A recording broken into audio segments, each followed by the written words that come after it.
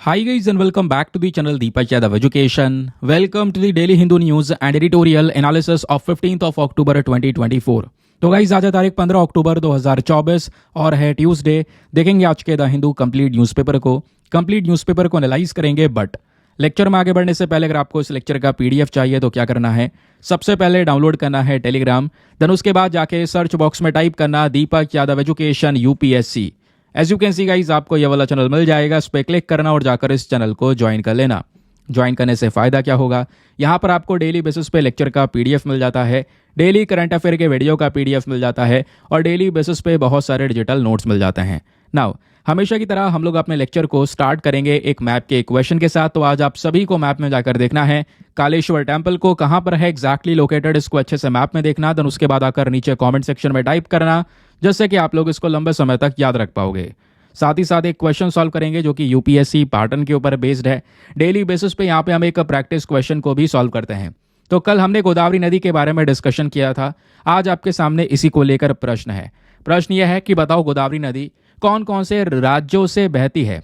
Option number A Maharashtra, B Telangana, C Andhra Pradesh या फिर D ऊपर दिए गए तीनों राज्यों से बहती है। तो इसका सही आंसर सभी को नीचे कमेंट सेक्शन में देना है। यार कम से कम इसमें पार्टिसिपेट किया करो, इंपॉर्टेंट क्वेश्चंस हैं ये, करंट अफेयर्स के बेसिस पे भी यहाँ पर रेडी किए गए हैं, तो एग्जाम में आपको डायरेक्टली हेल्प करेंगे। चलिए तो चलो शुभारंभ करते हैं और चलते हैं सबसे पहले थंबनेल वाले इंपॉर्टेंट आर्टिकल की तरफ।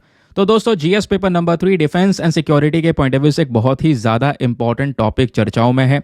यहाँ पे आप देख पाएंगे सभी इंपॉर्टेंट सोर्स जो हमारे एग्जाम के लिए हैं, उन सभी जगहों पे इसके बारे में डिस्कशन हो रहा है, चाहे वो टाइम्स ऑफ इंडिया हो या फिर वो इंडियन एक्सप्रेस ही क्यों ना हो। इंडियन एक्सप्रेस के एक्सप्लेनर सेक्शन में यहाँ पे दिया गया है एक आर्टिकल जहाँ पे मेंशन किया गया है ये जो थार्ड है आजकल जो ट्रेंड कर रहा है ये क्या है। आज हम इसी वीडियो में जानने वाले हैं, जानेंगे थार्ड क्या है, कैसे काम करता है। अमेरिका आज ये जो थार्ड है दोस्तों वो इजराइल को भेज रहा है, और इसका इंपॉर्टेंस क्या होने वाला है ये सब कुछ यहाँ पे इन आर्टिकल्स में कवर किया गया है। जैसे आप देख पाओगे वेरियस न्यूज सोर्सेस मैंने आपको यहाँ पर दिखा दिए हैं। क्वेश्चन ये है कि जो ये थार्ड है, ऐसे ही यहाँ पे इजराइल के पास में अपना आयरन डोम सिस्टम भी है, तो इजराइल आज आयरन डोम की जगह ये थार्ड क्यों मंगा रहा है। चलिए ये भी यहाँ पे हम डिस्कस करेंगे। सबसे पहले कुछ बेसिक फैक्ट्स को भी जानिए, क्योंकि ये टॉपिक ऐसा है जिसको लेकर यूपीएससी ने 2018 में ऑलरेडी प्रीलिम्स में सवाल पूछा हुआ है, तो एग्जाम के लिए रिलेवेंट हो जाता है। सबसे पहले दोस्तों थार्ड की अपने आप में एक फुल फॉर्म है, वो क्या है, terminal high altitude area defence system, ये इसको हम बोलते हैं थार्ड। अब है क्या ये एग्जैक्टली, ये एक advanced anti ballistic missile defence system है जिसको यूएसए ने डेवलप किया है। ध्यान रखिए क्वेश्चन ये भी बन सकता है ये थार्ड सिस्टम किसने डेवलप किया है, यूनाइटेड स्टेट्स यानी अमेरिका ने डेवलप किया है। ये क्या है, anti ballistic missile defence system. अब ये क्या होता है, देखो जब मिसाइल्स के बारे में बात होती है तो आपको पता है दो प्रकार की मिसाइल्स यहाँ पे होती हैं, एक होती है आपकी बैलिस्टिक मिसाइल और दूसरी होती है क्रूज मिसाइल। तो ये जो थर्ड सिस्टम है ये स्पेशली काम करता है दुश्मन की जो बैलिस्टिक मिसाइल होती है उसको हवा में मारकर गिराने के लिए। यानी जहां पे अपने थर्ड सिस्टम को तैनात कर दिया, दुश्मन की कोई मिसाइल आ रही है उसको हवा में मार के गिरा देगा, वो मिसाइल हमारी टेरिटरी में एंटर नहीं कर पाएगी या गिर नहीं पाएगी नीचे। समझ गए। तो दोस्तों ये केवल बैलिस्टिक मिसाइल पे ही फोकस करता है। अब बैलिस्टिक मिसाइल क्या होती है ये सुनिए। मान लो ये आपका टारगेट है जिसको हिट करना है, इधर यहाँ पे आपका लॉन्च साइट है जहां से आप मिसाइल को लॉन्च कर रहे हैं। जब आप बैलिस्टिक मिसाइल लॉन्च करते हैं ना तो वो मिसाइल पहले ऊपर जाता है, इस तरीके से अर्थ के एटमॉस्फेयर से बाहर जाएगा, फिर उसके बाद में एंटर करेगा और पूरी ताकत से आके अपने टारगेट को हिट करेगा। लेकिन जो क्रूज मिसाइल होता है वो थोड़ा अलग होता है। क्रूज मिसाइल हमारे ग्राउंड लेवल पर ही इस तरीके से नीचे नीचे ही जाकर अपने टारगेट को ये हिट करता है। समझ गए। तो दोनों के बीच का फर्क है। थर्ड जो है वो हमारे बैलिस्टिक मिसाइल को टारगेट करेगा, ये बात ध्यान में रखना। नाउ अब एक और चीज आती है, सर ये मिसाइल सिस्टम काम कैसे करता है। चलिए मैं आपको बताता हूं। इसका मेन काम क्या है, जो हमारी short medium plus intermediate range ballistic missiles हैं स्पेशली उनको यहाँ पे हवा में मारकर गिरा देना। अब वर्किंग समझते हैं। देखिए थार्ड जो पूरा ये वर्ड है ना, छोटा सा, सोच रहे होंगे भाई एक ही मिसाइल होगा, जाता होगा दुश्मन के टारगेट को हिट कर देता होगा, नहीं। थर्ड पूरा सिस्टम इतना ज़्यादा बड़ा है कि इसमें 5 कंपोनेंट्स आते हैं, इस बात को ध्यान में रखिए। वो 5 कंपोनेंट्स कौन कौन से होते हैं, इसमें एक तो होता है लॉन्चर, दूसरा होता है इंटरसेप्टर, तीसरा होता है रडार, चौथा होता है फायर कंट्रोल यूनिट और पांचवा होता है सपोर्ट इक्विपमेंट। इन 5 चीज़ों से मिलकर बनता है हमारा पूरा थार्ड। अब थार्ड को अच्छे से ये देखें तो यहाँ पे एक रडार रहेगा, उसके अलावा third fire control, communication support equipment systems रहेंगे, लॉन्चर रहेगा, ऐसे मिलकर ये पूरा थार्ड बनता है। अब मान लीजिए यहाँ पे मान लो बाहर से दुश्मन का कोई मिसाइल आ रहा है, बैलिस्टिक मिसाइल आ रहा है, तो हमने इस एरिया में थार्ड को डिप्लॉय कर रखा है। तो जब मिसाइल आएगा बाहर से तो रडार पहले तो उस मिसाइल को डिटेक्ट करेगा, पता लगाएगा हाँ बाहर से एक बड़ा खतरा आ रहा है। फिर ये सभी सिस्टम्स एक्टिव हो जाएंगे और ये सब इन्फॉर्मेशन देंगे लॉन्चर को। लॉन्चर फाइनली यहाँ पर एक मिसाइल दागेगा अपनी साइड से और जाकर दुश्मन की आ रही मिसाइल को हवा में ही मार के गिरा देगा। तो हमारे टेरिटरी में ये जो बाहर से आ रहा थ्रेट था वो नीचे नहीं गिरेगा। इस तरीके से दोस्तों ये थार्ड का पूरा वर्किंग प्रोसेस है, इसको ध्यान रखिए। मोस्ट इंपॉर्टेंट चीज़ थार्ड में यह है कि ये इंटरसेप्ट कर सकता है दोनों ही तरीके के मिसाइल्स को। कहने का मतलब यह है चाहे वो पृथ्वी के एटमॉस्फेयर में हो या पृथ्वी के एटमॉस्फेयर से बाहर हो, दोनों ही जगह पे मिसाइल्स को इंटरसेप्ट कर पाएगा। यानी इसकी रेंज जो है वो बहुत लंबी है। यहाँ पे बोला जा रहा है कि ऑल्टीट्यूड की जब बात करेंगे, ऊंचाई की जब बात करेंगे तो 150 किलोमीटर तक की ऊंचाई तक यहाँ पर यह मिसाइल्स को हिट कर सकता है। और यहीं पर आप एक बात और सुनिएगा, ऐसे ही बिल्कुल इजराइल का आयरन डोम सिस्टम भी है, वो भी दुश्मन के आती हुई मिसाइल को मार के गिरा देता है। लेकिन जब बात करते हैं आयरन डोम की तो वहां पे कुछ लिमिटेशंस हैं, जैसे वो 70 किलोमीटर दूर से आ रही मिसाइल जो है इसको हिट नहीं कर पाता, इससे ज़्यादा रेंज इसकी कवर नहीं हो पाती, तो उसमें कुछ लिमिटेशंस हैं ना। उस लिमिटेशंस को अब यहाँ पर ख़त्म करेगा ये अमेरिका का थार्ड सिस्टम जो कि अभी इजराइल में पहुँच रहा है। ये बात आपको समझ में आ गई। अब बात आती है जब इसके डेप्लॉयमेंट की, तो ये एक मोबाइल सिस्टम है। कहने का मतलब है इधर से उधर कहीं पर भी इसको ले जाया जा सकता है क्योंकि ट्रक्स पे माउंट कर रखा है इस पूरे थार्ड सिस्टम को। समझ गए। इंटरनेशनल यूज़ की बात करेंगे तो यूएसए ने तो वैसे इसको बनाया है लेकिन कई सारे देशों को बेचा भी है। कई सारे अपने जो कंट्रीज़ हैं, एलाई कंट्रीज़ हैं, उनको बेचा है। जैसे इसमें दोस्तों साउथ कोरिया भी है, इसराइल भी है, यूएई भी है। इन सब के पास में ये थार्ड सिस्टम आज के समय पर प्रेजेंट है। लेकिन क्या ये थार्ड सिस्टम परफेक्ट है? क्योंकि यहाँ पर आयरन डोम में कुछ कमियां थी, क्या ये थार्ड सिस्टम उसको पूरा कर देगा? नहीं दोस्तों, इस वाले सिस्टम में भी कुछ लिमिटेशंस हैं। वो लिमिटेशंस आपको पता होनी चाहिए एग्जामिनेशन के पॉइंट ऑफ व्यू से। लिमिटेशन क्या है? थार्ड को हमने डिजाइन तो कर लिया है परफेक्टली, लेकिन ये केवल और केवल बैलिस्टिक मिसाइल्स को हैंडल करता है, ये हमने पढ़ा था अभी, है ना। तो यहाँ पे मान लो कोई क्रूज मिसाइल अगर आ गई तो क्रूज मिसाइल को ये काउंटर नहीं कर पाएगा। तो ये कुछ यहाँ पे इश्यूज आपको देखने को मिलेंगे। बाकी हो सकता है इसमें कुछ मॉडिफिकेशंस कर दिए जाएं, चेंजेस कर दिए जाएं, जिसके बाद में ये इन सब चीज़ों को भी हैंडल कर पाए। बट करंट समय पर सिनेरियोज क्या हैं, इसको यहाँ पे ध्यान में रखिएगा। इन आर्टिकल में जो डिस्कस किया जा रहा है स्पेशली वही डिटेल्स मैंने आपके सामने यहाँ पे रखी है रिगार्डिंग थार्ड। क्लियर हो गया? चलिए अब आते हैं आगे। और देखो यूपीएससी ने 2018 में यहाँ पे एक क्वेश्चन आपसे पूछ लिया। क्वेश्चन ये था कि बताइए ये जो थार्ड है, terminal high altitude area defence system, ये कभी कभी न्यूज़ में रहने को देखने को मिलता है। तो बताइए ये क्या है? ये आपको इसका जवाब देना है। क्या ये एक इजरायली रडार सिस्टम है, या फिर भी क्या ये भारत का खुद का बनाया हुआ एंटी मिसाइल प्रोग्राम है, क्या ये अमेरिका का एंटी मिसाइल सिस्टम है, या फिर ये डिफेंस कोलैबोरेशन है जापान और साउथ कोरिया के बीच का? बहुत ही सिंपल क्वेश्चन। अब इसमें क्या ही बताऊं मैं, आंसर आप लिखो नीचे कॉमेंट सेक्शन में। चलिए नाउ आगे बढ़ने से पहले एक इंपॉर्टेंट सा इन्फॉर्मेशन, अगर आप लोग हमारे पेड ग्रुप्स को ज्वाइन करना चाहते हैं, आपके पास में बढ़िया मौका है इसको ज्वाइन करने के लिए। यहाँ पर आपको डेली बेसिस पे करंट नोट्स के पीडीएफ वगैरह प्रोवाइड करवा जाते हैं। फॉर एग्जांपल जैसे जितना भी डिटेल्स आपने ये सब कुछ देखा है दोस्तों, ये सब डिटेल एक सिंपल से पीडीएफ में कंपाइल करके दे दी जाती है। एक ऐसा पीडीएफ जिसका प्रिंट आउट वगैरह आप निकलवा सकते हैं, एक ऐसा पीडीएफ जो हिंदी और इंग्लिश दोनों भाषाओं में होता है। एक ऐसा ग्रुप आपको ज्वाइन करवा दिया जाता है जहाँ पे आपका करंट अफेयर का सभी कॉन्टेंट सिक्योर हो जाता है। इधर उधर भागने की जरूरत नहीं है, नोट्स बनाने की टेंशन, ऐसी बहुत सारी टेंशन्स रहती हैं, क्योंकि करंट अफेयर का प्रिपरेशन, नोट्स वगैरह कलेक्ट करना, इसको तैयार करना, बहुत लंबा जर्नी यहाँ पे तैयार करना है हमें। तो इतना सारा कैसे स्टोर करके रखना है, कैसे मैनेज करना है, वो सब दोस्तों इस ग्रुप में कर दिया जाता है। और ग्रुप को ज्वाइन करने का जो फी पेमेंट है वो बहुत ही ज़्यादा मिनिमम है, just 499 for the life time access. जब तक आपका सिलेक्शन ना हो जाए तब तक आप 499 में इस ग्रुप को ज्वाइन करके रख सकते हैं।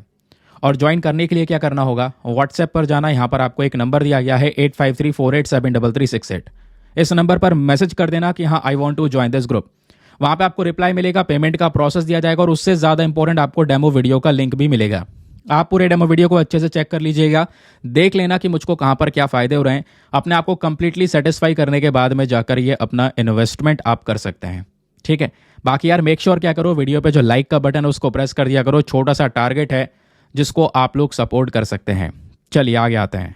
तो एक टॉपिक तो हमारा खत्म हुआ, लेकिन आज का दोस्तों जो डिस्कशन है, न्यूज़पेपर डिस्कशन, बहुत इंपॉर्टेंट है। बहुत सारे आर्टिकल्स हैं जो काफ़ी काम के हैं। जैसे आप देख पाएंगे फ्रंट पेज पर ही एक आर्टिकल देखने को मिलेगा। आर्टिकल क्या, यहाँ पर फोटोज़ आपको देखने को मिल जाते हैं।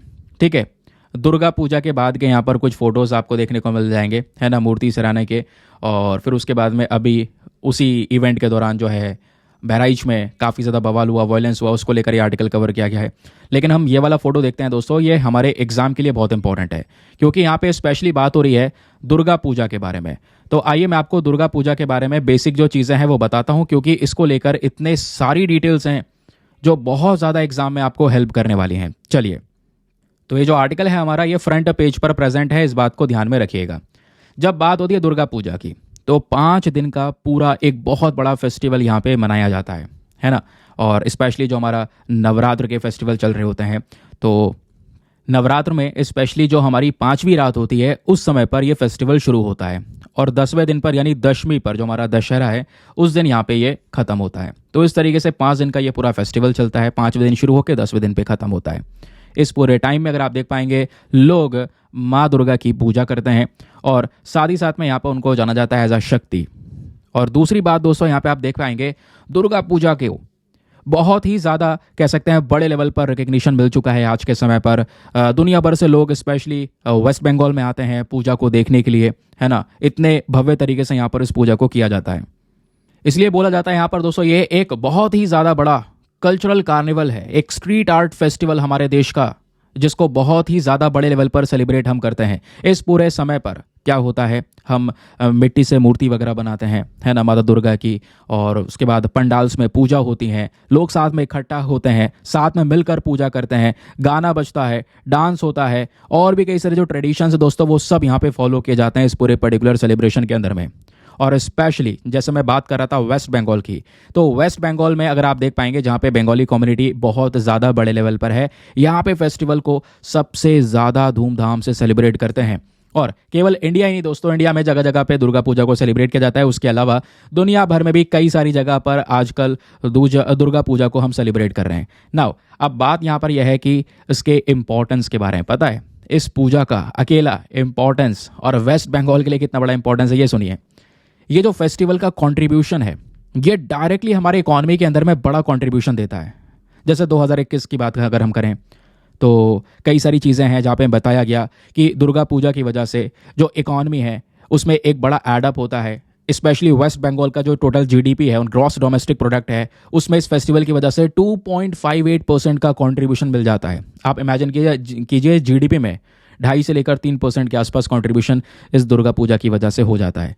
लोग आते हैं पूजा को एंजॉय करने के लिए, सेलिब्रेट करने के लिए, परफॉर्म करने के लिए। कई सारे लोग यहाँ पर देखने के लिए आते हैं बाहर से, है ना। तो उस वजह से ये सब कंट्रीब्यूशन देखने को मिलता है। और इतना ही नहीं, हाल ही में ध्यान रखिएगा, दुर्गा पूजा जो कोलकाता में परफॉर्म होती है, इस दुर्गा पूजा को UNESCO representative list of the intangible cultural heritage में कवर किया गया है। पूरे एशिया में ये पहला ऐसा त्यौहार, पहला ऐसा फेस्टिवल है जिसको यूनेस्को इंटेंजिबल कल्चरल हेरिटेज की लिस्ट में कवर किया गया है। वेरी वेरी इंपॉर्टेंट, इस बात को ध्यान में रखिएगा। ठीक है, ये बात क्लियर हो गई। चलिए, तो इस आर्टिकल में ये बेसिक सी चीज़ें हैं, प्लीज़ इसको ध्यान में रखिएगा। ठीक है, एक और आपको न्यूज़ आर्टिकल देखने को मिलेगा, स्पेशली हमारे पेज नंबर 4 पर यह आर्टिकल प्रेजेंट है और एग्जाम के लिए रेलिवेंट होने वाला है। जैसे आप यहाँ पे देख पाओगे, इसको जूम कर देता हूँ ताकि आपको एक बढ़िया क्लैरिटी यहाँ पे मिले।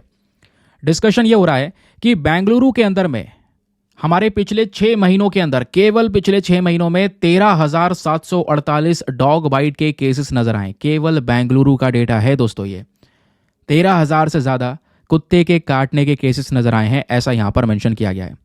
और कुछ स्पेशल डेटा जो एनिमल हस्बेंड्री डिपार्टमेंट ने भी शेयर किया है, उन्होंने यहाँ पर ये बोला है कि हाईएस्ट नंबर ऑफ ये डॉग बाइट के जो केसेस हैं, वो सबसे ज़्यादा निकल कर आए मई के महीने में। जो हमारा रिसेंटली मई का महीना निकला है, उस केवल मई के महीने में 3,000 से ज़्यादा डॉग बाइट के केसेस देखने को मिले हैं। इतना ही नहीं, उसके बाद यहाँ पर यह भी मेंशन किया गया है कि कुछ और इंपॉर्टेंट शहर है बेंगलुरु के अंदर में, मतलब कुछ और थोड़े से और भी टाउन्स आपको देखने को मिलेंगे, वहाँ पे जो रिकॉर्ड है वो बहुत बड़ा सेट हो चुका है।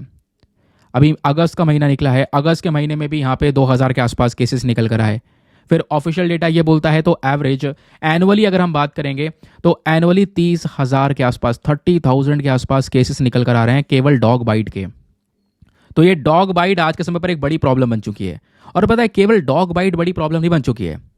कुत्ता काट लेता है ठीक है एक इंसान को, लेकिन अब प्रॉब्लम यह है कि अगर वो इंसान सही तरीके से ट्रीटमेंट नहीं लेता तो उसको रेबीज होने के चांसेस हैं। ये रेबीज बड़ी प्रॉब्लम है। जो दिक्कत करता है एक इंसान की जिंदगी में वो रेबीज है। अब दोस्तों, रेबीज एक ऐसी कंडीशन है कि किसी इंसान को, मान लो कुत्ते ने काट लिया, तो रेबीज होने के 100% चांसेस हैं, लेकिन वो सही तरीके से प्रोटेक्शन ले लेता है ना, जो अपने वैक्सीन वगैरह हैं, जो भी इंजेक्शंस वगैरह वो प्रॉपर ले लेता है, कुछ ट्रीटमेंट्स को फॉलो कर लेता है, तो वो ठीक हो जाएगा। रेबीज यहाँ पे उसके बॉडी तक नहीं जाएगा। लेकिन अगर ये रेबीज किसी इंसान के बॉडी में चला जाए, ध्यान से सुनना, अगर किसी इंसान के बॉडी में ये बीमारी पहुंच जाती है और एक बार इस रेबीज के सिम्टम्स दिख जाते हैं, यानी लक्षण अगर दिख गए, तो समझना यहां पर उस इंसान की मृत्यु निश्चित है। डेथ होनी ही होनी है लक्षण दिखने के बाद। लक्षण दिखने के बाद नहीं कंट्रोल कर सकते, फिर वो रेबीज दोस्तों यहां पर फ्लो होता होता जाएगा, एक इंसान के नर्वस सिस्टम को अफेक्ट करेगा। इसी रेबीज की वजह से कई बार इंसान को हाइड्रोफोबिया हो जाता है, पानी से डरने लगने लगता है। ऐसे बहुत सारे केसेस निकल कर आते हैं। तो वही एक्सप्लेन किया गया है। बहुत बड़ा चैलेंज हमारे सामने आज रेबीज है। और इससे पहले आप कह सकते हैं आज से कुछ दिन पहले क्या हुआ था, जो वर्ल्ड रेबीज डे है, इसको भी हमने ऑब्जर्व किया था। वर्ल्ड रेबीज डे को लेकर बहुत सारे जो इंपॉर्टेंट न्यूज़ आर्टिकल्स है वो पब्लिश हुए थे, आपको याद होगा, है ना। तो वो मैं आपको आगे बताने वाला हूँ। इतना डेटा ध्यान रखिएगा। अब एग्जाम में यहाँ से कोई क्वेश्चन बनेगा नहीं, केवल एक डेटा आया है, इस डेटा को आप एज एग्जाम्पल यूज कर सकते हैं कि कैसे कैसे केसेस निकल कर आए। बेंगलुरु का स्पेशल डेटा आप यूज कर सकते हैं। कहीं पे कोई ऐसा टॉपिक ऐसे में आ जाए या कोई एथिक्स का कोई टॉपिक हो, तो वहां पे आप इसको इंक्लूड कर सकते हैं। लेकिन अब एग्जाम में बहुत सारी चीजें और भी बन सकती है इस आर्टिकल के अलावा। वो क्या क्या है दोस्तों, आपको रेबीज के बारे में हर एक बेसिक डेटा पता होना चाहिए, क्योंकि हाल ही में भी ये चर्चा में था। पता क्या होना चाहिए, चलिए बताता हूं। जैसे मैंने आपको बोला था कि रिसेंटली हमने वर्ल्ड रेबीज डे को ऑब्जर्व किया, और इस रेबीज को लेकर आज बहुत सारे झूठ भी देखने को मिलते हैं, है ना। तो वर्ल्ड रेबीज डे हर साल कब ऑब्जर्व किया जाता है, 28 सितंबर को। तो थोड़ा ही समय हुआ ही कितना है, आज यहाँ पे 15 अक्टूबर है, तो अभी यहाँ पर लगभग 16-17 दिन पहले इसको ऑब्जर्व किया गया। और ये जो दिन होता है दोस्तों, एक व्यक्ति हैं लुईस पास्चर। तो लुईस पास्चर की जो डेथ हुई थी उसी को यहाँ पे कह सकते हैं मेमोरी में रखने के लिए ये वर्ल्ड रेबीज डे हम लोग ऑब्जर्व करते हैं हर साल, ठीक है। तो ऐसे बहुत सारे केसेस रेबीज के निकल कर आ रहे हैं। रेबीज आज के समय पर दुनिया में एक बड़ा खतरा बन चुका है, क्योंकि मैंने आपको बताया कि अगर किसी को यह हो गया तो 100% उसके मरने के चांस है, अगर कहीं ना कहीं लक्षण दिख गए तो। अगर लक्षण नहीं दिखते हैं, अगर उसको ठीक कर लेता है तो यहाँ पे वो बच सकता है आराम से, जो कि नॉर्मली होता भी है। लेकिन आज हमारे मेडिकल साइंस के अंदर में इतना ज़्यादा तरक्की हो चुकी है, इतना ज़्यादा हम एडवांस हो चुके हैं, बहुत सारी वैक्सीन्स आज मार्केट में अवेलेबल हैं जो एक इंसान को ठीक कर सकती हैं। रेबीज एग्जैक्टली है क्या, ये एक जूनोटिक वायरल डिजीज़ है। जूनोटिक वायरल डिजीज़ यानी एक जानवर से इंसान में फैलता है। और ये होता कैसे, एक वायरस की वजह से, और वो वायरस लिस्सा वायरस फैमिली से बिलोंग करता है। तो ये मेन वायरस है जिसके पीछे का, मतलब यही वायरस मेन कारण इस रेबीज के पीछे का। अब जो प्रॉब्लम है दोस्तों ये होता है, कुत्ते के काटने की वजह से रेबीज बॉडी में पहुंचा, यहीं पे अगर हम ट्रीट करके खत्म कर दे तो ठीक है। अगर ये रेबीज ऊपर दिमाग तक पहुंच गया, क्योंकि हमारे नर्वस सिस्टम तक ये सीधा जाता है और सेंट्रल नर्वस सिस्टम को ये टारगेट करता है। अगर नर्वस सिस्टम तक पहुंच गया तो 100% यहाँ पर ये फैटेलिटी ही होगी, यहाँ पे एक इंसान की जान जाने वाली है। तो ये वायरस है हमारे टिश्यू में एंटर करता है। कैसे टिश्यू में एंटर करता है, जो डॉग्स होते हैं उनके सलाइवा में, उनके लार में ये वायरस प्रेजेंट है, रेबीज प्रेजेंट है। अगर वो काट लेता है किसी इंसान को, और डॉग का वो जो सलाइवा है वो उसी घाव में बना रह जाता है। आप सही से धोते नहीं हैं, क्योंकि इसलिए बोला जाता है कुत्ता काट ले तो वहाँ पे रगड़ कर साबुन से धो लिया जाए, ताकि उसका सलाइवा अगर प्रेजेंट है तो साफ हो जाए, और बाकी फिर ट्रीटमेंट दिया जाए, इंजेक्शन वगैरह जो भी हैं। अगर आप ऐसा नहीं करते हैं तो वही सलाइवा में जो वायरस है ये बॉडी में रेप्लिकेट होने लगता है, मल्टीप्लाई होने लगता है, 2 से 4, 4 से 8 ऐसे करके, और मल्टीप्लाई होता होता सीधा ऊपर जाएगा ब्रेन तक। और एक बार ब्रेन में पहुंच गया देन उसके बाद में ब्रेन में सूजन हो जाएगी, फिर लास्ट में एक इंसान की मृत्यु हो सकती है। ना ये जो रेबीज है दोस्तों, इसका ट्रांसमिशन भी पॉसिबल है, एक इंसान से दूसरे इंसान में ट्रांसमिट हो सकता है। कैसे, डॉग्स सबसे पहले मेन कॉमन सोर्स हैं, डॉग से यहाँ पर ये फैलता है ना। तो ये जो मतलब इसका ट्रांसमिशन डॉग से होता है ना। अब कुत्ता है, लेकिन कुत्ते के अलावा दोस्तों कैट, बैट और दूसरे कुछ और एनिमल्स होते हैं जिनमें रेबीज पाया जाता है, लेकिन मोस्ट कॉमन यहाँ पर डॉग्स ही आपको देखने को मिलेंगे। अब होता कैसे, फैलता कैसे, मैं आपको ये बता चुका हूँ स्पेशली, है ना। एक इंसान से दूसरे इंसान में नहीं, जानवर से इंसान में ये फैलता है। लक्षण की अगर हम बात करेंगे तो इसमें जो लक्षण दिखाई पड़ते हैं ना रेबीज के, अगर किसी इंसान को रेबीज कुत्ते ने काट लिया है तो लक्षण 1 से 3 महीने में दिखाई दे सकते हैं। लेकिन ये डिपेंड करता है फैक्टर्स के ऊपर में। कई बार क्या होता है, लक्षण देखने में और समय लग जाता है, 1 साल लग जाता है, 2 साल लग जाते हैं। तो लक्षण दिखने में कभी कभी बहुत समय लग जाता है, ध्यान रखना। इस वजह से यहाँ पे प्रॉपर ट्रीटमेंट हाथों हाथ लेना बहुत ज़रूरी होता है। हम सोचते हैं यार चलो कुछ नहीं हो रहा है, ठीक ही तो है, लेकिन वो ट्रीटमेंट लेना ज़रूरी है। क्योंकि ट्रीटमेंट इसलिए भी ज़रूरी है कि भारत के अंदर में जो रेबीज से हो रही मृत्यु है, तो आप इमेजिन कीजिए दुनिया में जितनी भी डेथ हो रही है रेबीज से, उसका 36% केवल और केवल इंडिया में हो रही हैं। और इसके प्रोटेक्शन के लिए हम क्या करते हैं, एक पोस्ट एक्सपोजर प्रोफाइलैक्सिस का यूज़ करते हैं। यही एक इफेक्टिव ट्रीटमेंट है। कुत्ता काट ले तो उसके बाद यहाँ पर इसी तरीके से ये ट्रीटमेंट दिया जाता है ताकि जो वो रेबीज है वो वायरस बॉडी में फैले ना। समझ गए? ये बेसिक सी बात ध्यान में रखेंगे। चलिए अगले न्यूज़ आर्टिकल पर आते हैं। तो एग्जाम में कोई भी क्वेश्चन बनेगा यहाँ से, तो आप आराम से यहाँ पे उन क्वेश्चंस को हैंडल कर पाएंगे। बट आर्टिकल ऐसे ही पढ़ना है, न्यूज़ आर्टिकल से काम नहीं चलेगा, बैकग्राउंड डेटा इकट्ठा करता हुआ। चलिए अगले आर्टिकल पर आते हैं ना। उसके बाद दोस्तों यहाँ पर आप पेज नंबर 10 पर आएंगे तो एक और इम्पॉर्टेंट न्यूज़ आर्टिकल आपको मिलेगा। ठीक है, अब यहाँ पर आप देख पाएंगे ये है हमारा पेज नंबर 10। एक आर्टिकल ये देखने को मिलेगा जिसको हम GS paper number 2 international relations के साथ में लिंक कर सकते हैं। क्या बात हो रही है, चलिए समझते हैं। यहाँ पे बात हो रही है भारत और रशिया दोनों मिलकर डिस्कस कर रहे हैं कुछ इंपॉर्टेंट ट्रेनिंग प्रोवाइड करवाने के लिए हमारे उन सेलर्स को जो यहाँ पे एक पर्टिकुलर प्रोजेक्ट के ऊपर में काम करेंगे। देखो हुआ यह है, भारत और रशिया मिलकर काम कर रहे हैं नॉर्थ सी रूट पे मिलकर कोऑपरेट करने के लिए। एक रूट है नॉर्थ सी रूट नाम का, इस पे इंडिया और रशिया दोनों मिलकर कोऑपरेट करेंगे, काम करेंगे, जिसके माध्यम से आने वाले समय पर मान लो कोई कार्गो शिप है, कोई जहाज़ वगैरह है, उसको लेकर भी यहाँ पर एक बढ़िया कोऑपरेशन किया जाएगा। और जो ये नॉर्थ सी रूट है ना, ये हमारे आर्कटिक वाले रीजन में है और किस तरीके से ये हेल्प करने वाला है वो यहाँ पर एक्सप्लेन किया गया है, जिसको लेकर अभी बातचीत चल रही है। इंडिया रशिया डिस्कस कर रहे हैं ट्रेनिंग्स वगैरह के बारे में कि उस रीजन में किस तरीके से जो प्रोजेक्ट्स वगैरह हैं, जॉइंट प्रोजेक्ट्स वगैरह हैं, वो कैसे डेवलप करने हैं, उसको लेकर ही बातचीत चल रही है। लास्ट हफ्ते भी यहाँ पर इसको लेकर डिस्कशन चला था। तो एग्जामिनेशन में कई सारी चीज़ें आप लोगों से पूछी जा सकती हैं। सबसे पहले ये नॉर्थ सी रूट है क्या, जिसको लेकर अभी ये प्रोजेक्ट्स लगा रहे हैं भारत और रशिया। दूसरा यहाँ पे पॉइंट आप लोगों से बनेगा किस चीज़ को लेकर, ये ध्यान रखिए। दूसरा यहाँ पे पॉइंट बनेगा ये जो आर्कटिक रीजन है उसी आर्कटिक रीजन को ही कनेक्ट करेगा नॉर्थ सी रूट। तो आर्कटिक रीजन पे आज भारत स्पेशल फोकस क्यों कर रहा है, इंडिया इतना ज़्यादा इंपॉर्टेंस क्यों समझ रहा है आर्कटिक रीजन का, ये भी जानना ज़रूरी है। क्योंकि दोस्तों इस आर्कटिक रीजन में कुछ भंडार है और वो भंडार भारत के लिए ज़रूरी है, तो हम इसलिए भी प्रोजेक्ट्स लगा रहे हैं ना। मैं आपको कुछ मैप दिखाता हूँ, उस मैप को देखकर अच्छे से समझिएगा कि एग्जैक्टली हम क्या बात कर रहे हैं। तो एक मैप हमारे सामने दोस्तों ये देखने को मिलेगा, ये हमारा इंडिया हो गया, हमें चलना है आर्कटिक वाले रीजन में। तो आर्कटिक कहाँ पर है, ऊपर है, ये एशिया आपको देखने को मिलेगा, ऊपर ये आर्कटिक सर्किल आपको दिख रहा होगा, इस आर्कटिक सर्किल के ऊपर देखने को मिलेगा, तो ये पूरा का पूरा आर्कटिक रीजन है। यहीं पर ध्यान रखिए ये बेरेंट सी आपको दिख रहा है ना, ये जो समुद्र है इसका नाम है बेरेंट सी। इसको थोड़ा सा और अगर हम जूम कर लेते हैं तो ये आप देख पाएंगे ये है कारा सी, और ऐसे बहुत सारे समुद्र हैं। लेकिन ये जो कंट्री है वो कौन सी है, ये आपका रशिया है ना। ये जो ऊपर देश है ये पूरा का पूरा रशिया है। जूम कर दूंगा तो ये आपको दिखेगा, ये लिखा हुआ है रशिया, है ना। तो सबसे बड़ा कंट्री है लैंड वाइज अगर हम बात करेंगे तो यहाँ पे ये है पूरा आर्कटिक रीजन। उसके बाद ये आर्कटिक सर्किल बना हुआ है, और हमने देखा कि इधर हमारा नॉर्वेजियन सी है, ये बेरेंट सी है, इधर देखोगे तो कारा सी है, इधर लैप्टव सी है, इधर यहाँ पर ईस्ट साइबेरियन सी है। तो पता है ये जो हमारा प्रोजेक्ट है, क्या प्रोजेक्ट है, नॉर्थ सी रूट। ये नॉर्थ सी रूट क्या करेगा, ये हमारे इन्हीं समुद्र को जोड़ने का काम कर रहा है। ठीक है, अब ये कैसे जोड़ेगा, इन सब समुद्र को एक साथ जोड़ा जाएगा और वो इस तरीके से एक दूसरे रास्ते से जोड़ा जाएगा, मैं भी आपको इसके बारे में बताऊंगा। और इंडिया भी आज इस वाले यानी रशिया के ये जो पर्टिकुलर लैंड टेरिटरीज हैं इसके ऊपर एक स्पेशल फोकस कर रहा है।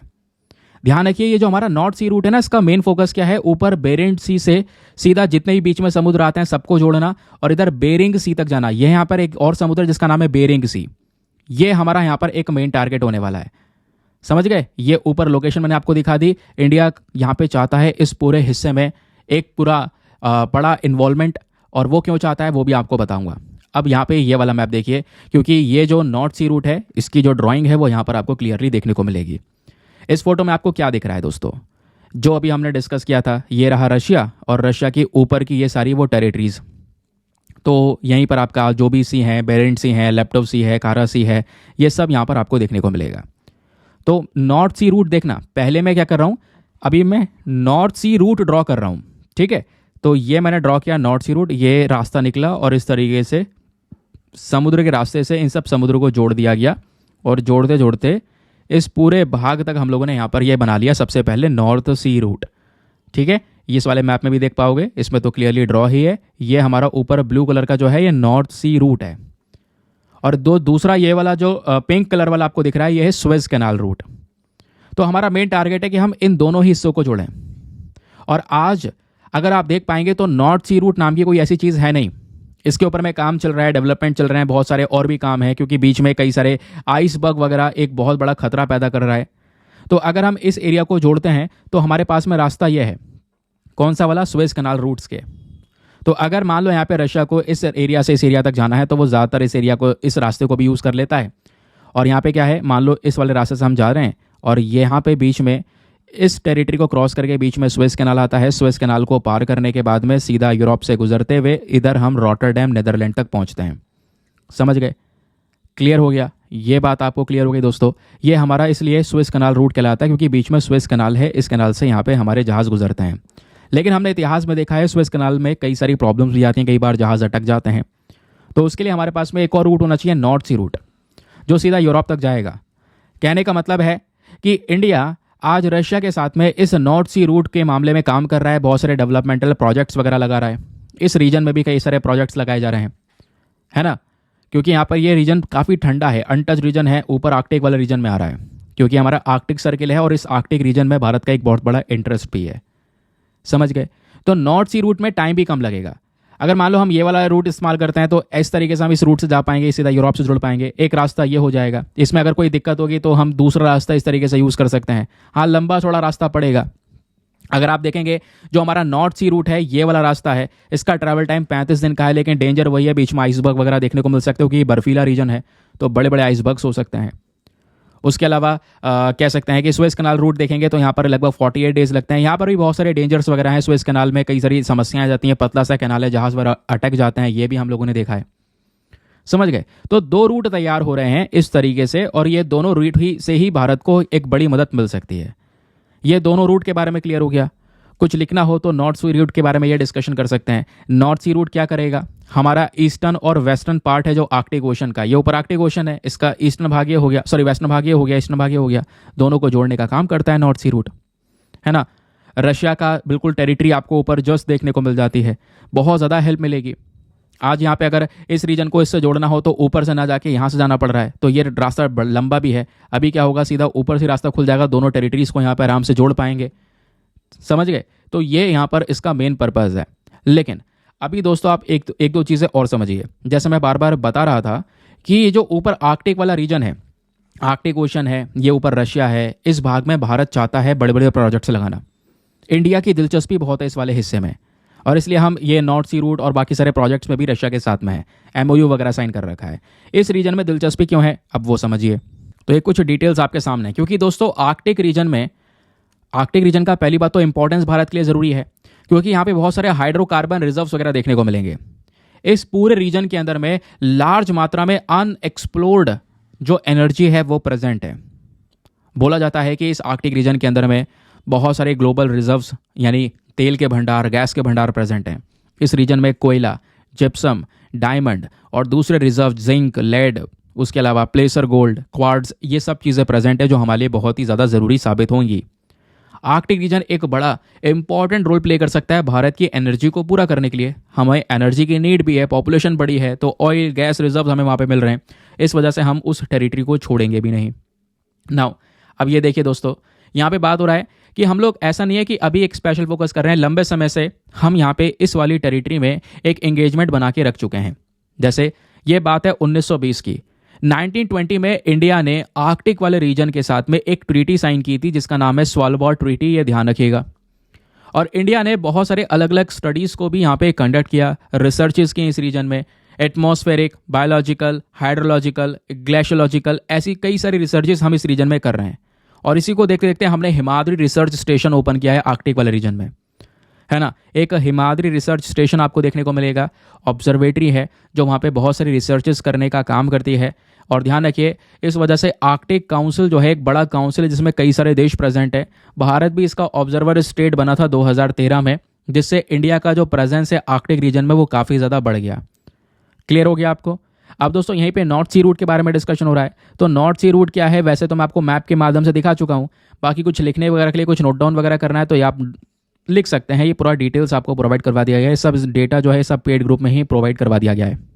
ठीक है कि नॉर्थ सी रूट क्या है, कौन सा शिपिंग रूट है, 4 समुद्र को जोड़ता है, बेरेंट सी, कारा सी, लैप्टिव सी और ईस्ट साइबेरियन सी, सबको मैं आपको मैप में दिखा चुका हूँ, है ना। इन सबको जोड़ने का काम करता है। इससे पहले जो स्वेज कैनाल या पैनामा कैनाल है उसका यूज़ करते हैं, उसके कंपैरिजन में कई ज़्यादा ये टाइम बचाने के लिए वर्क करने वाला है हमारा, तो वो यहाँ पर डिस्कशन किया गया है।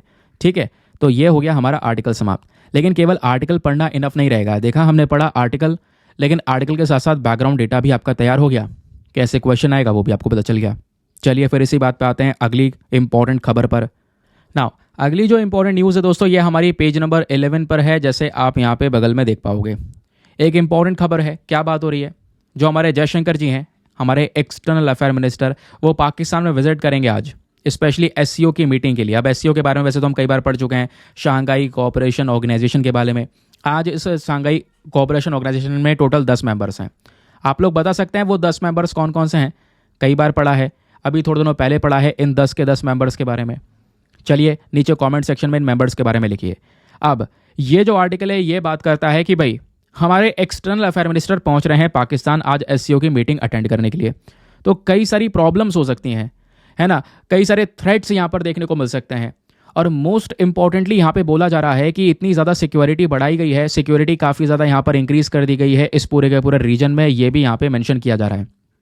ठीक है, उसके अलावा देखते हैं क्या क्या डिस्कशन होता है, क्योंकि प्रॉब्लम यहाँ पर यह है, जो जयशंकर जी हैं ये पहले एक्सटर्नल अफेयर मिनिस्टर होने वाले हैं जो पाकिस्तान में 2015 के बाद कोई मिनिस्टर जाएगा।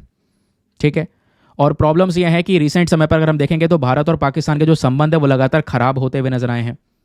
खराब होते हुए नजर आए क्या? पाकिस्तान लगातार टेररिस्ट एक्टिविटीज़ दिखाता है ना। उन्होंने यहाँ पर कोशिश भी की है, जम्मू में उन एक्टिविटीज़ को एक्सपांड कर रहे हैं, तो रिलेशंस खराब हैं, रिलेशन को यहाँ पर सुधरे हुए नहीं है। बट यहाँ पर एससीओ की मीटिंग इंपॉर्टेंट होती है तो इसको अटेंड करना ज़रूरी है। चाइना भी प्रेजेंट रहेगा, रशिया भी प्रेजेंट रहेगा, तो भारत को प्रेजेंट होना था। और हमेशा से यहाँ पर एससीओ की मीटिंग में हमारे प्रधानमंत्री ही जाते थे, प्राइम मिनिस्टर इस मीटिंग को अटेंड करते थे। बट अब की बार पीएम यहाँ पे पाकिस्तान नहीं गए हैं।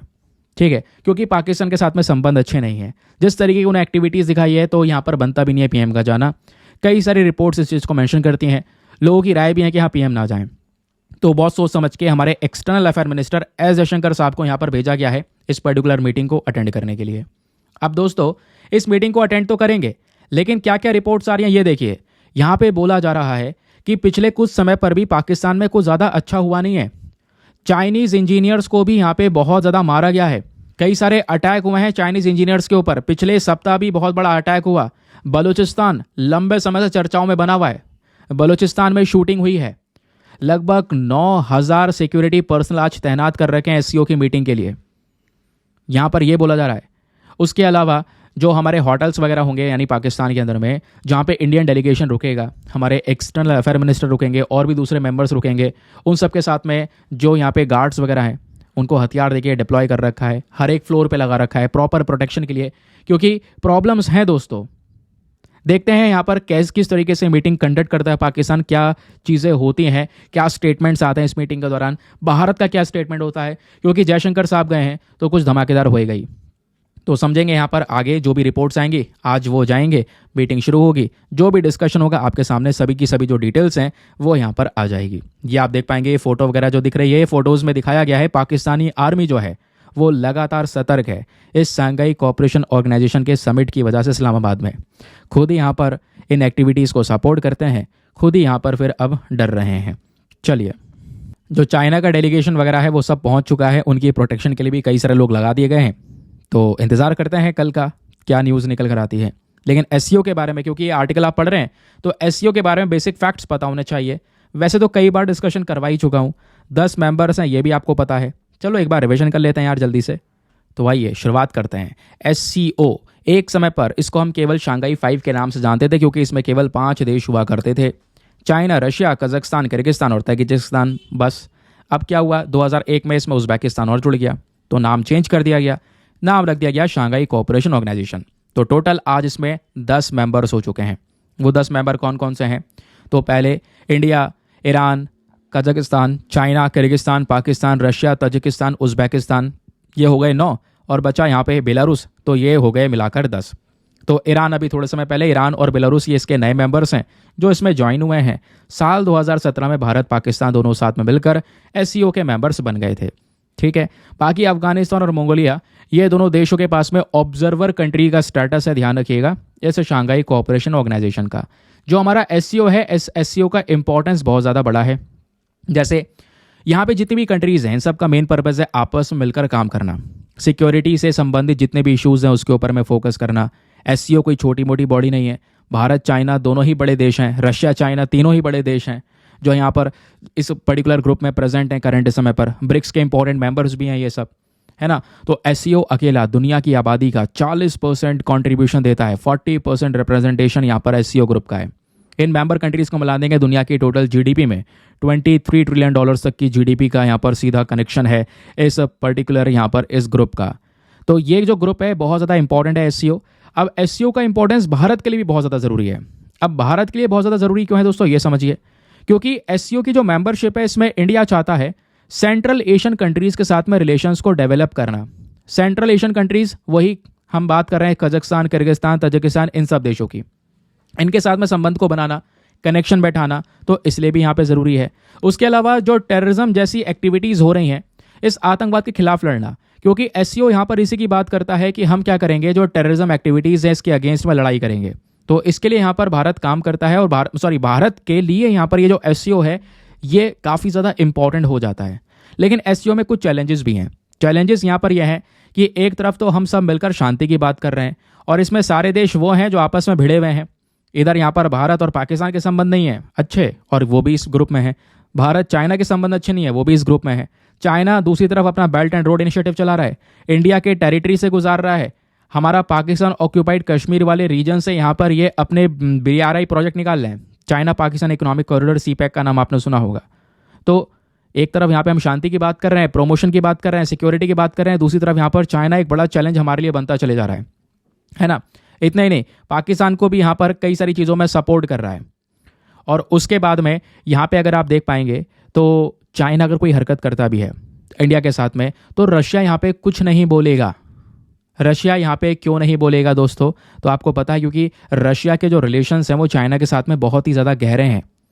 और जब रशिया को लगातार बहुत ज़्यादा अग्रेशन फेस करना पड़ा वेस्टर्न कंट्रीज से, रशिया को हमने मतलब यूएसए ने डॉलर वगैरह यूज़ करने से भी मना कर दिया, बहुत सारे रिस्ट्रिक्शन लगा दिए, सैंक्शंस लगा दिए पूरे वेस्टर्न कंट्रीज़ ने, तब चाइना था सपोर्ट करने के लिए, ये दोनों साथ में खड़े हुए थे।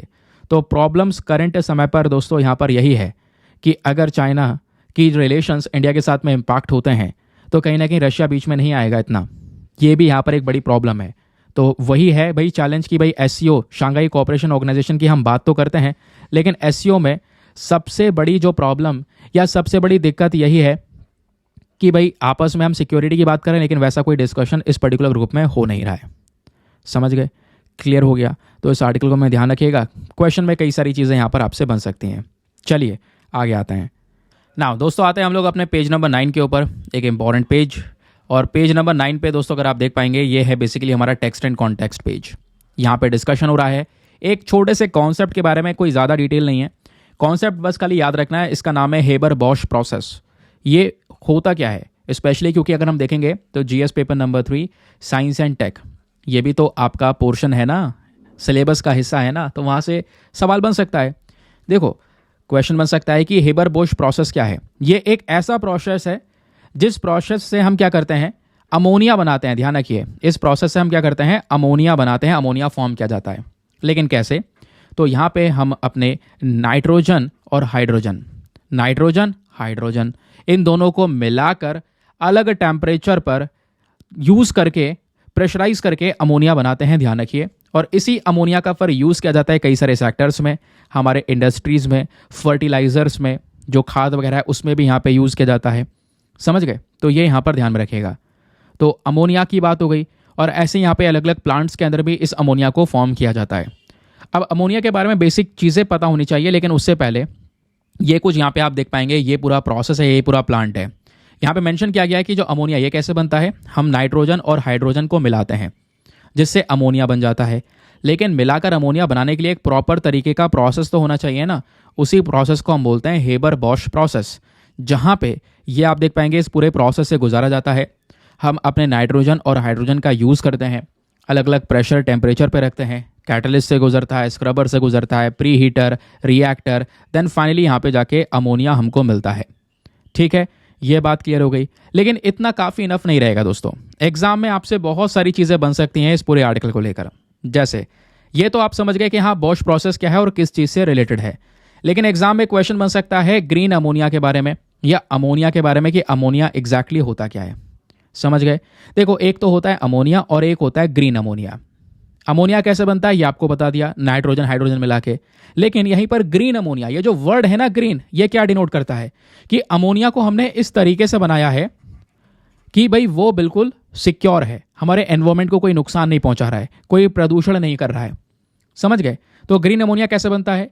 ये बनता है हाइड्रोजन का इस्तेमाल करके, लेकिन वो वाला हाइड्रोजन इस्तेमाल करते हैं जो वाटर इलेक्ट्रोलिसिस से मिलता है, मतलब ग्रीन हाइड्रोजन। कहने का मतलब है भाई, क्योंकि हमने पता है नाइट्रोजन और हाइड्रोजन का इस्तेमाल करना है। हवा से तो हमें मिल जाएगी नाइट्रोजन, एयर से तो हम नाइट्रोजन ले लेंगे।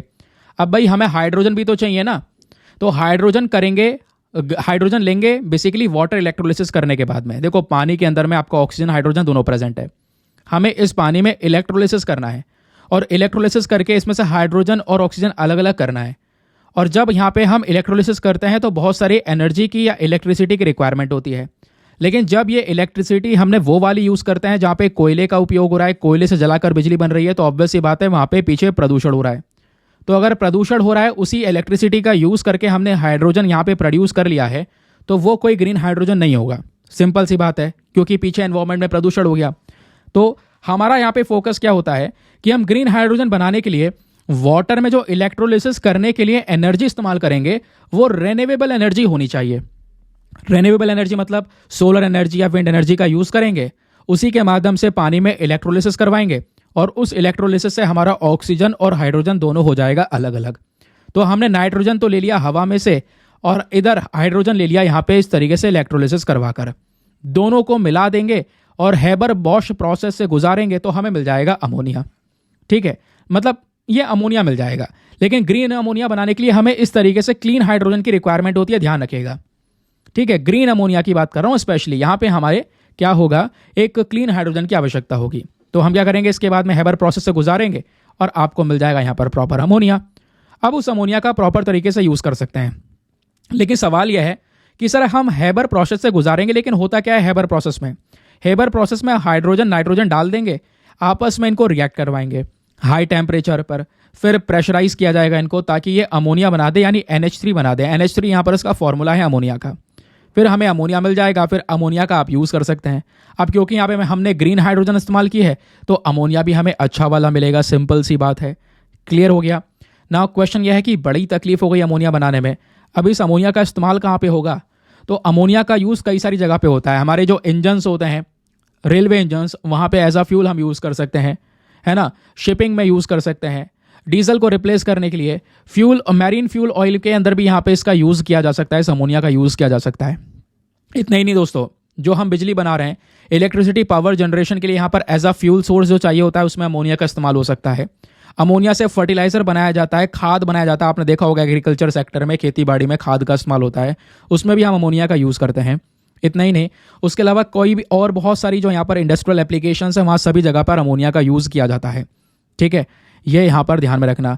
इंडस्ट्रियल, मैन्युफैक्चरिंग सेक्टर, सभी जगह पे अमोनिया का यूज़ हो रहा है। अब क्वेश्चन यह है कि सर ये अमोनिया होता क्या है? तो ये तो हमने पढ़ा ही नहीं अभी तक। ये तो पढ़ लिया अमोनिया बनता कैसे है, ग्रीन अमोनिया क्या होता है, दूसरा अमोनिया क्या होता है, हेबर प्रोसेस क्या होता है। अब अमोनिया क्या होता है ये जान लो।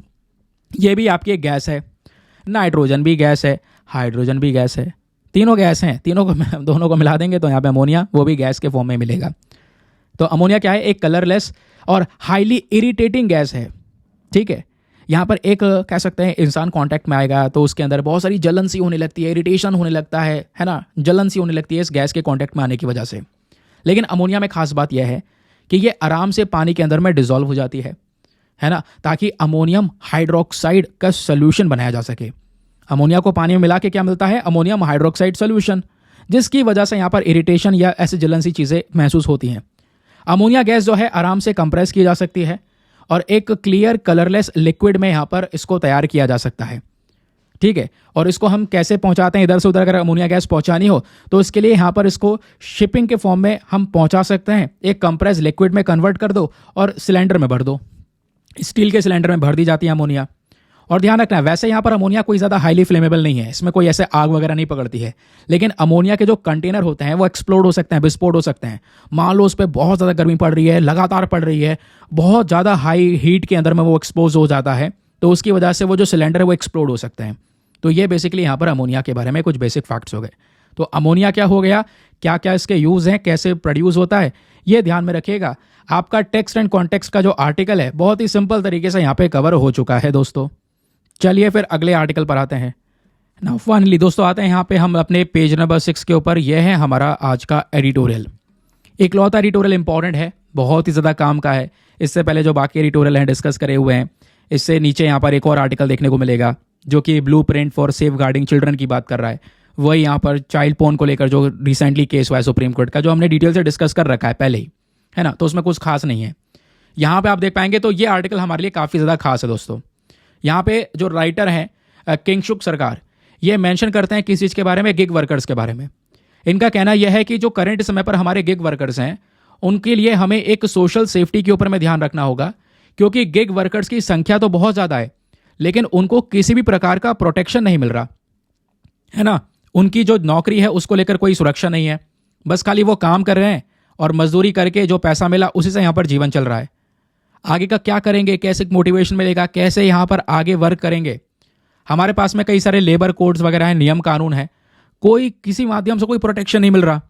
इस चक्कर में बड़ा क्राइसिस हो सकता है गिग वर्कर का, क्योंकि गिग वर्कर हमारे इकोनॉमी के लिए इंपॉर्टेंट है, संख्या बहुत ज़्यादा है। तो हमें यहाँ पर एक काम करना होगा, उनको टर्मिनेट कर रहे हो, हटा रहे हो तो पहले भाई नोटिस दे दो, 14-15 दिन पहले नोटिस दे दोगे तो वो दूसरी नौकरी तो ढूंढ लेंगे, क्योंकि नौकरी पक्की है नहीं, सिक्योरिटी नहीं है। तो क्या होता है, कभी भी जिसका मन हुआ, एम्प्लॉयर का मन हुआ तो हटा दिया, मन हुआ तो रख लिया। तो ये प्रॉब्लम्स आज के समय पर गिग वर्कर फेस कर रहे हैं। वही राइटर ने यहाँ पर हैंडल किया है इस पूरे दिक्कत को। तो चलिए मैं आपको बताता हूँ गिग वर्कर की जो पूरी समस्या है वो एग्जैक्टली क्या है और किस तरीके से यहाँ पे काम कर रही है, ठीक है। और ध्यान से सुनिएगा क्योंकि लास्ट में हम लोग यहाँ पर एक मेंस के क्वेश्चन को भी हैंडल करने वाले हैं। देखिए गिग वर्कर का जो पूरा मामला है ना, आज से कुछ दिन पहले चर्चा में भी आया था, क्योंकि कर्नाटका को लेकर यहाँ पे काफ़ी खबरें कवर की गई थी कि कर्नाटका भारत का दूसरा राज्य बनेगा जहाँ पे गिग वर्कर्स के लिए प्रॉपर नियम कानून लेकर आए जाएंगे। इसके लिए कर्नाटका ने एक बिल प्रस्तुत किया था जिसका नाम था Karnataka platform based gig worker social security and welfare bill, है ना। तो कर्नाटका की गवर्नमेंट का मेन पर्पज़ यही था कि इस बिल को हम यूज़ करके क्या करेंगे, जो हमारे गिग वर्कर हैं उनके दुखों को दूर किया जाएगा, उनके लिए वेलफेयर फंड बनाया जाएगा, उनके कल्याण के लिए बात की जाएगी, उसके लिए डिस्कशंस होंगे। तो ये बेसिकली यहाँ पर गिग वर्कर का पूरा कॉन्सेप्ट यहाँ पे कर्नाटका लेकर आता है। लेकिन दोस्तों कर्नाटका बिल के बारे में हाईलाइट्स वगैरह ये सब जानना हमारे लिए इतना ज़रूरी नहीं है, क्योंकि वो बिल अलग है। हमारा टॉपिक ये दूसरा है, हम बात कर रहे हैं गिग वर्कर्स के प्रोटेक्शन के बारे में। तो गिग वर्कर्स क्या है पहले ये जान लो। देखो हमारे पास में एक नियम है, कोड ऑन सोशल सिक्योरिटी 2020। इसके अकॉर्डिंग ये बोला जाता है गिग वर्कर वो व्यक्ति है जो कि यहाँ पे लगातार परफॉर्म कर रहा है, काम कर रहा है किसी कंपनी के अंदर में। जैसे आज के समय पर बहुत सारी ऑनलाइन कंपनी है, जोमेटो है, स्विगी है, इसमें डिलीवरी बॉयज़ जो काम कर रहे हैं वो गिग वर्कर हैं, है ना। तो इनका कोई प्रॉपर कनेक्शन नहीं है या प्रॉपर कोई सिक्योरिटी के साथ में जॉब नहीं है, समझ गए। अब यही वर्कर काम कर रहे हैं और एक इकॉनमी को यहाँ पे जनरेट कर चुके हैं। तो जो इकॉनमी इनसे है उसको कहते हैं gig economy. Gig economy basically हमारा क्या है, एक फ्री मार्केट सिस्टम है जिसमें यहाँ पर कुछ टेम्पररी पोजीशंस इन लोगों को दी गई हैं। जो वर्कर हैं थोड़े समय के लिए यहाँ पर इनको काम दिया गया है, जब चाहो तब हटा दो। इनको भी पता है कि हमारी नौकरी को लेकर कोई सिक्योरिटी नहीं है। 2022 की नीति आयोग की एक रिपोर्ट आती है। 2022 की जो ये रिपोर्ट है इसका एस्टिमेशन यह है कि भारत के अंदर 2030 तक, आप इमेजिन कीजिए 2030 तक 23.5 मिलियन गिग वर्कर्स होंगे भारत में। ये बहुत ह्यूज नंबर है। तो ऑब्वियस सी बात है ऐसे आर्टिकल पब्लिश होंगे ही जहां पे हम बात करेंगे कि भाई इनकी सिक्योरिटी के ऊपर ध्यान दिया जाए। तो राइटर फोकस करते हैं कि भाई हमें जरूरत है कि इन गिग वर्कर्स को कुछ सोशल सिक्योरिटी दें, है ना, सोशल सिक्योरिटी के बेनिफिट्स प्रोवाइड करवाएं। क्योंकि दिक्कत आज यह है इनका फ्रीक्वेंट टर्मिनेशन हो सकता है। ये जो वर्कर्स हैं ये काम कर रहे हैं, कभी भी इनको नौकरी से निकाल दो, ऐसा होता ही है। ये सेक्टर डिपेंड करता है डिमांड के ऊपर में। जिसकी वजह से यहाँ पर कुछ प्रॉब्लम्स इकट्ठी होती हैं। इनको बहुत सारी इकोनॉमिक इनसिक्योरिटी है। भाई यहाँ पर इन लोगों से आप काम करवा रहे हैं, कोई सुरक्षा नहीं, कोई इंश्योरेंस नहीं, कोई डिसेबिलिटी कवरेज नहीं, कोई सेविंग प्रोग्राम नहीं, किसी स्कीम का कोई फायदा इनको नहीं मिलता। केवल जितना काम करो उतना पैसा लेके जाओ, काम खत्म। फिर बात आती है हेल्थ इंश्योरेंस की। तो यहाँ पे जो एम्प्लॉयर स्पॉन्सर्ड हेल्थ इंश्योरेंस होता है, कई सारे कंपनी में जो एम्प्लॉयर जिसने नौकरी दी है वो यहाँ पर अपने लोगों का जो उसके नौकरी में काम कर रहे हैं उसका हेल्थ इंश्योरेंस देता है, ताकि वो इंसान आगे बीमार पड़े, प्रॉब्लम हो तो यहाँ पे उसको उसका पैसा मिल जाए। नहीं तो फिर आजकल होता क्या है दोस्तों, हमें भी पता है, हॉस्पिटल्स के अंदर थोड़ा सा कोई इंसान बीमार है, वो थोड़े समय के लिए अगर चला गया, 2-3 दिन के लिए उसको एडमिट कर लिया गया, तो ही लाखों रुपए का बिल बन जाता है। तो उन वैसी भी कोई सिक्योरिटी यहाँ पे उनको नहीं दी गई है। फिर बात आती है लेवल प्लेइंग फील्ड की। यहाँ पर मेंशन किया गया है कि जितने भी यहाँ पे प्रोटेक्शंस दिए जाते थे अपने लोगों को, अपने कर्मचारियों को जो उस कंपनी में काम कर रहे हैं, ऐसा कोई भी प्रोटेक्शन नहीं है और उल्टा उनकी जान निकाल लेते हैं। उनको ऐसे कंडीशन में डाल दिया जाता है, फिर ओवर वर्क करवा लिया जाता है, उसका भी पेमेंट नहीं मिलता। आपने एक्स्ट्रा काम करवाया, उसका कंपनसेशन एक्स्ट्रा देना चाहिए, कोई भी ऐसा कुछ भी नहीं है। फिर आप देखेंगे कि भाई ऐसा होते होते जो गिग वर्कर है वो इन सब चीज़ों में स्ट्रगल कर रहे हैं, काम भी एक्स्ट्रा कर रहे हैं, पैसा कुछ ज़्यादा फ्यूचर के लिए सेव कर नहीं पा रहे हैं क्योंकि ऑलरेडी सैलरी कम है, कोई प्रोटेक्शन नहीं है, इन्फ्लेशन है, बराबर हिसाब से चलना है।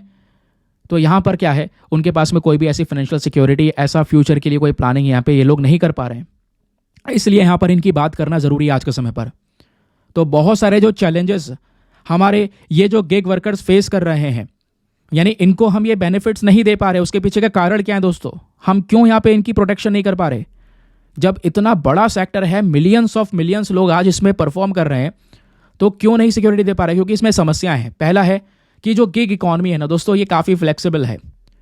जो वर्कर्स हैं ये यहाँ पे अपने हिसाब से चूज़ करते हैं कहाँ पे और किस तरीके से कैसे काम करना है। सोशल सिक्योरिटी जो बेनिफिट्स होते हैं, यहाँ पे भी बहुत सारी जो फ्लेक्सिबिलिटी है उसको मैनेज करना पड़ेगा, क्योंकि ये डिमांड बहुत, जो ये पूरा कह सकते हैं सेक्टर है, बहुत ज़्यादा फ्लेक्सिबल है। यहाँ पे हर एक गिग वर्कर के हर एक सेक्टर को समझना बहुत ज़्यादा डिफिकल्ट टास्क हो जाता है, ये यहाँ पर कहना है। लेकिन ऐसा नहीं है, इम्पॉसिबल है, किया जा सकता है सब कुछ मैनेज। फिर बात आती है फंडिंग एंड कॉस्ट डिस्ट्रीब्यूशन की। यहाँ पे बोला जा रहा है सोशल सिक्योरिटी जो सिस्टम्स हैं पुराने वाले, अगर आप देख पाएंगे तो ये एम्प्लॉयर और एम्प्लॉय कॉन्ट्रीब्यूशन पे डिपेंडेंट हुआ करते थे, जहाँ पे जो एम्प्लॉयर है वो भी एक इंपॉर्टेंट रोल प्ले किया करता था। लेकिन गिग इकॉनमी में जो वर्कर्स है दोस्तों, वो अक्सर सेल्फ एम्प्लॉयड हैं, है ना, उनको कुछ समय के लिए काम दिया गया है, उसी के बेसिस पे यहाँ पर वो वर्क कर रहे हैं। समझ गए? तो यहाँ पर एक ये बहुत बड़ा इशू हमारे सामने आता है। एक सेकेंड यार, पता नहीं क्या हुआ, मेरा गला बहुत ज़्यादा ख़राब हो रहा है और गला सही नहीं हो रहा है काफ़ी दिनों से, हर चीज़ ट्राई कर ली, खैर जो है देखा जाएगा। और बड़ी परेशानी हो रही है यार, थ्रोट में बहुत ज़्यादा पेन हो रहा है बोलने में भी। चलिए कोई बात नहीं, होता रहेगा पेन, देखते रहेंगे। अब यहाँ पे बात हो रही है जो गिग वर्कर है, कहाँ थे यार हम लोग। हाँ, अगर हम इनका डेटा वगैरह देखते हैं तो देखिए यहाँ पे ना ये सेक्टर बड़ा है और फ्लैक्सिबल सेक्टर है। तो गिग वर्कर्स कई बार बहुत सारे प्लेटफॉर्म्स के लिए काम कर रहे होते हैं, है ना, कभी इस प्लेटफॉर्म के लिए, कभी उस प्लेटफॉर्म के लिए, अलग अलग डिफरेंट प्लेटफॉर्म्स आज मार्केट में हमको देखने को मिलेंगे। तो ये बहुत बड़ा चैलेंज हो जाता है सभी के बीच में कोऑर्डिनेशन बैठाने का और प्रॉपर इनका डेटा स्टोर करके रखने का, है ना। तो इनका डेटा हमें रखना होगा, तो वो भी हमारे लिए बहुत बड़ा चैलेंज देखने को मिलता है। फिर लास्ट में दोस्तों बात आती है एजुकेशन अवेयरनेस की। बहुत सारे गिग वर्कर ऐसे हैं जो पूरे अपने, उनके पास में जो राइट्स हैं, उनके जो हक हैं, वो उसको समझ नहीं पा रहे हैं अच्छे से, है ना। ऐसे भी आपको बहुत सारे गिग वर्कर देखने को मिलेंगे। फिर बात आती है राइजिंग अवेयरनेस की। देखिए होता यह है कि इनके हक बताना, है ना, क्या क्या राइट्स इनके पास में है, क्या क्या बेनिफिट्स, किस किस चीज़ की मांग कर सकते हैं अपने एम्प्लॉयर से, वो सब चीज़ों बताना, इनको यहाँ पर इसके बारे में जागरूक करना, वो जानकारी देना बहुत ही ज़्यादा ज़रूरी है, तभी यहाँ पे हम कुछ कर पाएंगे। तो एट द लास्ट यहाँ पे राइटर यही मेंशन करते हैं कि हमें क्या करना चाहिए, हम क्या कदम उठाएं जिससे यहाँ पर गिग वर्कर्स की सोशल सिक्योरिटी पे ध्यान दिया जा सके। तो पहला यह है कि हमें प्रॉपर नियम कानून लेकर आने होंगे, उस नियम कानून के हिसाब से चीज़ें डिफाइन करनी होंगी, उस नियम कानून में हमें इन गिग वर्कर्स के प्रोटेक्शन के बारे में डिस्कशन करना होगा, और प्लस यहाँ पे एम्प्लॉयर की रिस्पॉन्सिबिलिटी को बढ़ाने के ऊपर फोकस करना होगा कि जो एम्प्लॉयर जिसने नौकरी पे रखा है भाई, उसका भी तो एक बहुत बड़ा कंट्रीब्यूशन होगा, उसकी कुछ जिम्मेदारी बनती है अपने वर्कर्स के लिए, तो वो ये जिम्मेदारी निभाएगा। अगर एक्स्ट्रा काम करवाएगा तो एक्स्ट्रा पेमेंट देगा, जितना काम करवाया उतना पेमेंट टाइम पे मिलना चाहिए। ऐसी बहुत सारी चीज़ें जिसका ध्यान रखा जाएगा। फिर एजुकेशन एंड ट्रेनिंग के ऊपर फोकस करना चाहिए, ये राइटर बोलते हैं। गवर्नमेंट को पैसा इन्वेस्ट करना चाहिए एजुकेशन सेक्टर पर, ट्रेनिंग प्रोग्राम्स के ऊपर में, जहां पे हम अपने गिग वर्कर्स को ज़्यादा से ज़्यादा ट्रेन कर सकें, उनके स्किल्स को इंप्रूव कर सकें, उनके अर्निंग पोटेंशियल को इंप्रूव किया जा सके। वो काम कर रहे हैं, उसके साथ साथ जितनी बढ़िया स्किल्स रहेगी उतने हिसाब से यहाँ पर वो अच्छे से काम कर पाएंगे, है ना, अपने अर्निंग सोर्सेज को बढ़ा पाएंगे। फिर लास्ट में हमें गवर्नमेंट सपोर्ट की आवश्यकता है, इसके बिना कुछ नहीं हो सकता। यहाँ पे एक कोलैबोरेशन की ज़रूरत है। जो हमारी गवर्नमेंट है, जितने भी गिग प्लेटफॉर्म्स हैं या जितने भी लेबर ऑर्गेनाइजेशन हैं, सबको साथ में आना होगा, सबको मिलकर कोलैबोरेट करना होगा। उसी के माध्यम से यहाँ पे क्या कर पाएंगे, वो एक बहुत ही ज़्यादा फेयर और एक ट्रांसपेरेंट मैकेनिज्म तैयार कर पाएंगे, जहाँ पे क्या होगा कि जो हमारा सोशल सिक्योरिटी बेनिफिट्स है वो हम प्रोवाइड करवा पाएंगे। बहुत सारी स्कीम्स है, जैसे आयुष्मान भारत वगैरह स्कीम है, ये सब स्कीम हमें एक्सटेंड करनी होगी, हमारे गिग वर्कर्स को इस स्कीम के फ़ायदे पहुँचाने होंगे, है ना। तो ये कुछ चीज़ें कर सकते हैं।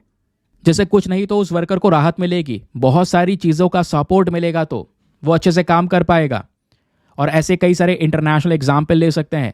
इंडोनेशिया ने भी बहुत सारे काम किए। इंडोनेशिया अपने गिग वर्कर्स के लिए एक्सीडेंट, हेल्थ, डेथ इंश्योरेंस, ये सब कुछ प्रोवाइड करवाया है। हम भी ये कॉन्सेप्ट अपना सकते हैं। लास्ट में आता है आज का हमारा मेंस क्वेश्चन। तो आई होप आप लोगों ने बहुत अच्छे से इन सब चीज़ों को समझ लिया होगा गिग वर्कर्स के रिगार्डिंग। तो एक क्वेश्चन है, इसको अटेम्प्ट कीजिएगा, इसका आंसर लिखिएगा अपने और सबमिट कीजिएगा। क्वेश्चन क्या है, discuss the need and challenges associated with providing social security for gig workers in India. जो हमारे गिग वर्कर्स हैं भारत के अंदर में, इनको सोशल सिक्योरिटी प्रोवाइड करवाने में क्या क्या ज़रूरत है और क्या क्या समस्याएं हमारे सामने हैं, पहले वो बताइए। क्या क्या ज़रूरत है, क्या समस्याएं हैं, दोनों बता सकते हैं।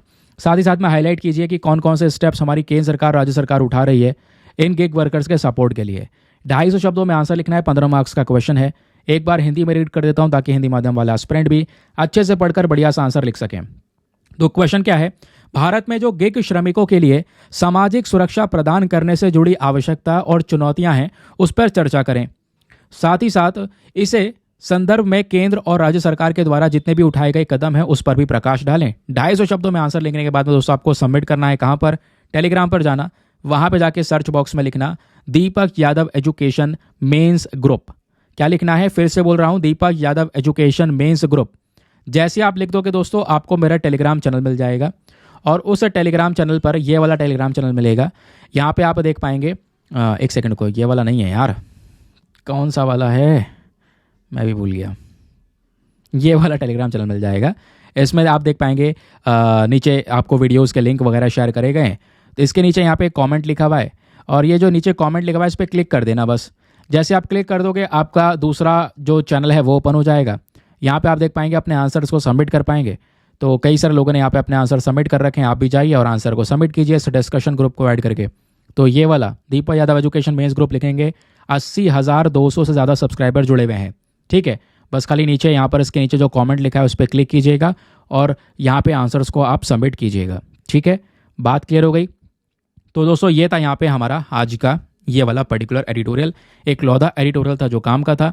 बाकी आज सेशन में कुछ भी नहीं है, मतलब जो भी था वो डिस्कस कर ही लिया, ऑब्वियस ही बात है। और अब आते हैं हम लोग अपने प्रीलिम्स वाले क्वेश्चन पर।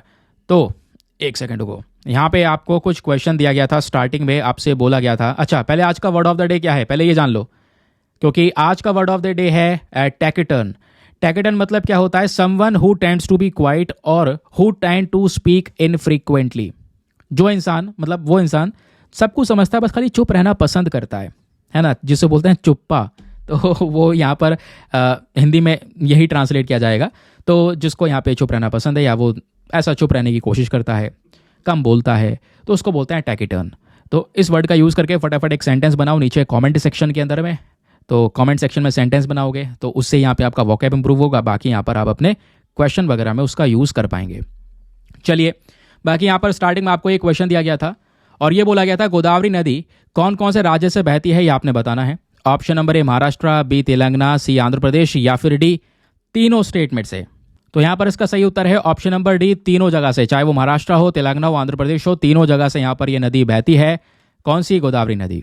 और काफ़ी लंबा डिस्टेंस ये कवर करती है। नासिक के अंदर त्र्यंबकेश्वर हिल से यहाँ पर निकलती है महाराष्ट्र, तेलंगाना, और इधर यहाँ पर आंध्र प्रदेश से होती हुई सीधे जाकर बे ऑफ बंगाल में ये नदी खाली हो जाती है। नाउ अब उसके बाद एक और क्वेश्चन दिया गया था स्टार्टिंग में आपसे, जो प्लेसेस इन न्यूज़ का सवाल ये था, कलेश्वर टेम्पल को आज आपको मैप में जाकर देखना था कहाँ पर है। तो कालेश्वर टेम्पल एक हिंदू टेम्पल है जो कहाँ पे लोकेटेड है, कर्नाटका के अंदर में, जो देवांगरी डिस्ट्रिक्ट है स्पेशली वहाँ पे।